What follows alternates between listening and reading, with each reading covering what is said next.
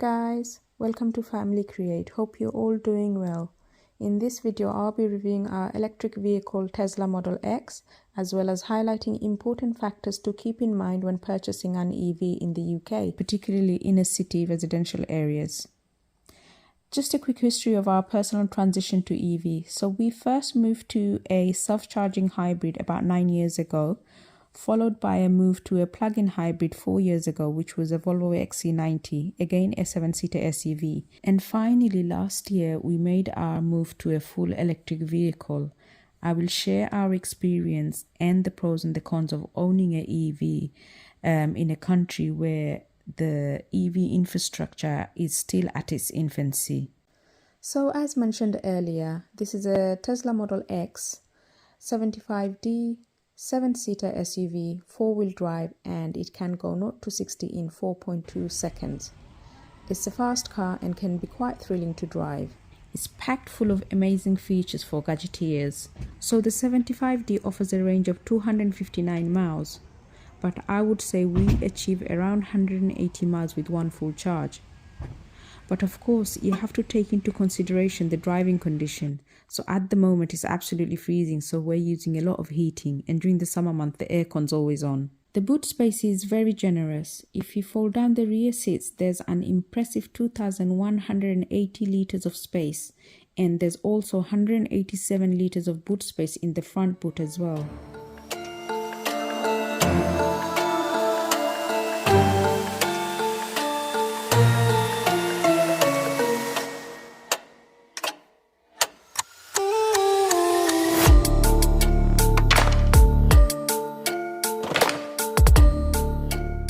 The Model X is just over 5 meter long and 2.3 meter wide, and it does feel large on the road to drive.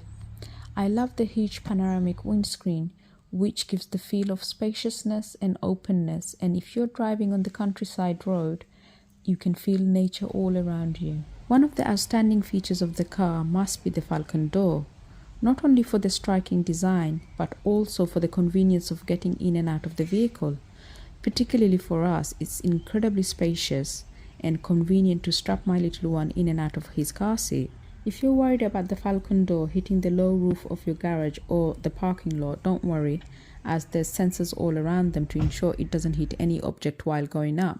There are also options that you can set to make sure that the door doesn't open above certain height, etc. Best part is everything can be controlled from the screen at the front of the vehicle, including opening and closing the doors, or there is a button on the side of the door that can be pressed to open and close the door. Just to mention that a child lock can also be operated from the screen at the front. You don't have to manually do anything to the door. The point Tesla makes is that with the Falcon doors, you can open and close the doors in tight spaces, which to my experience is true. And practicality-wise, it makes life so much easier for parents to get kids in and out. I love the heated steering wheel, but feel it's a tad bit big. I think it would have looked much better if it was slightly smaller. The interior has beautiful leather seats, all heated with 7-seater configuration. The front and second row seatings are electrically operated to move back and forth. There's a lot of legroom at the front and the second row. The third row has less legroom. But as the second row is adjustable, you can make more room for the third row should you need to. Headroom space is good and getting in and out of the third row is okay, but the seats are quite low, so could be a bit of a challenge for some adults to get in and out of the third row. I love the fact that the interior has a sense of spaciousness. The minimalist all-round design gives the feeling of openness. A huge panoramic windscreen sweeps right back over the driver's head, split by a graduated tint, which looks rather lovely. The 17-inch infotainment touchscreen controls nearly all the vehicle's functions, from features such as navigation, music playing, telephone connectivity, raising the suspension, and much more. So for the purpose of this video, all my EV fuel efficiency comparison will be against our previous vehicle, which was the Volvo XC90. Again, it was a 7-seater SUV. Charging time for electric vehicle can vary and also depend on where and the charging unit you're using. At the moment, for a residential property, you can have a maximum of 7 kilowatts charging unit. So for us to charge the Model X, it takes roughly about 7 to 8 hours. But if we were to charge our Model X at a Tesla supercharger, it will take between 15 to 25 minutes for a full charge. In terms of cost, I have attached our charge history for few sessions to give you a rough idea. One full charge for Model X is costing us between 18 to 20 pound, which is giving around 180 miles range. Now, if I give you an example of fuel consumption for our Volvo XC90, which is costing us about 80 pound for a full tank and giving us around 200 miles, you can see the saving there. But of course, electric vehicles are very expensive to buy. So although purchasing an electric vehicle is environmentally friendly and saving money on fuel consumption, the cost of EV is much higher, therefore making it quite difficult for consumers to make that move. So I feel there should be more incentive and support from the government to help consumers make that move to EV. And also the infrastructure within inner city needs to be improved more drastically, as I know people are struggling to charge their electric vehicle once they've purchased it, because there's very minimal charging points at the moment. From our personal experience, we have discovered a new anxiety called the range anxiety. As the EV charging infrastructure within UK is pretty poor, on a number of occasions we have almost run out of range, but luckily found Tesla superchargers in time. But my worry is we might not be as lucky every time. So my advice would be, when taking long journeys, plan well ahead and your route and charging stations along the way, so you can charge your car well in advance. So we've just come to a supercharging Tesla station, and we've charged our car to full, which is 80%.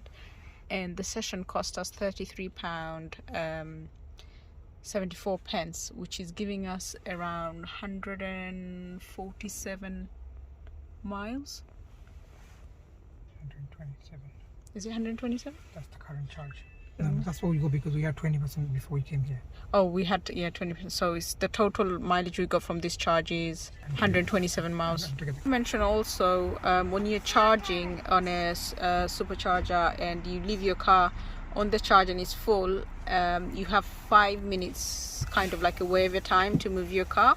Otherwise, you get idle fee charge. In terms of the design of the Tesla Model X, few things Tesla may want to take into consideration in the future. For example, the Falcon door is definitely great for convenience and without a doubt a showstopper, but can be quite annoying when there's heavy rainfall and very messy when snowing. Those of you living in the colder region of the world and own a Tesla vehicle may have experienced frozen side mirrors, doors and windows, but luckily for that, we can set the vehicle on defrost from the Tesla app well in advance before driving. And as for the side mirrors, we can change the setting to stop the vehicle from folding the side mirrors in when locking the car. So what I've noticed is at the back here, where the boot opens up here, when it rains you have a pool of water all the way. So when you open the boot, you get lots of water coming down on the side, and some may get in as well. So I guess that's something, a design feature that Tesla need to consider in the future, to have some sort of drainage so the rainwater can easily fall off or go through some other way. So overall, it's a great electric vehicle with amazing features. In terms of achieving the finer details of design perfection, Tesla has a long way to go.